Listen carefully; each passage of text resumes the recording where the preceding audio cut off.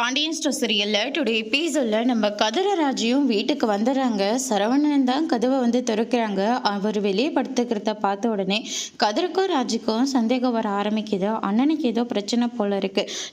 நம்மளுடைய எல்லா பிரச்சனையும் தீர்த்து வைக்கிற அண்ணனுக்கே பிரச்சனைனா அவர் பிரச்சனையை நம்ம முடிச்சு வைக்கணும். நீ வேணா மயில் அன்னைக்கிட்ட பேசிப்பாரு அப்படின்ற மாதிரி கதிர் சொல்லிடுறாங்க. அடுத்த நாள் மீனா இருந்துட்டு நம்ம செந்தில் வீட்டை எல்லாத்தையும் க்ளீன் பண்ணி அவ்வளோ நீட்டாக வச்சுருக்காங்க. பூஜையெல்லாம் வேற பண்ணிட்டு இருக்காங்க.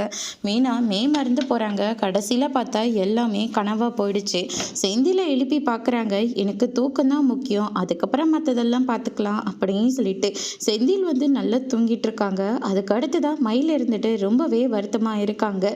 அதுக்கு அடுத்துதான் நம்ம பாண்டியன் இருந்துட்டு வீட்டுக்கு வந்த உடனே பழனி நல்லா தூங்கிட்டு இருக்கானா, கடையில் கொஞ்சம் சரக்கெல்லாம் கம்மியாயிடுச்சு, எல்லாருமே பாக்கி வச்சுட்டு போறாங்க.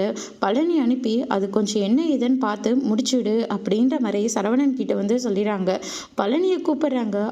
அவரோட கடைக்கு போயிருப்பாரு. நீ கதிரை, நீ பழனியோட கடைக்கு போனியா? அவங்கிட்ட பேசவும் வேண்டாம், அவனோட கடைக்கு நீ போகவும் வேண்டாம். கூடவே இருந்து எவ்வளோ பெரிய துரோகத்தை பண்ணிட்டு போயிருக்கான். இனிமேல் அவனோட பேச்சு இந்த வீட்டிலே யாருமே எடுக்கக்கூடாது அப்படின்ற மாதிரி சொல்லிடுறாங்க.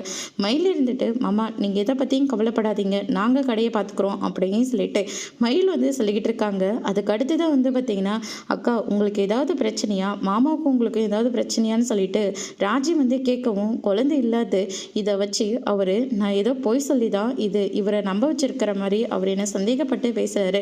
ஒவ்வொரு வார்த்தையும் அப்படி எப்படி இருக்கு தெரியுமா அப்படின்னு சொல்லிட்டு தங்கமயில் சொல்லாதெல்லாம் சொன்ன மாதிரி பயங்கரமா ஆக்ட் பண்ணி நம்ம கோமதி ராஜி கிட்டலாம் சொல்றாங்க. அவங்க மயில் சொல்றதெல்லாம் கேட்டோன்னே பயங்கரமா ஷாக் ஆகுறாங்க. அதோட இன்னைக்கான பிரமா முடிச்சிருக்காங்க.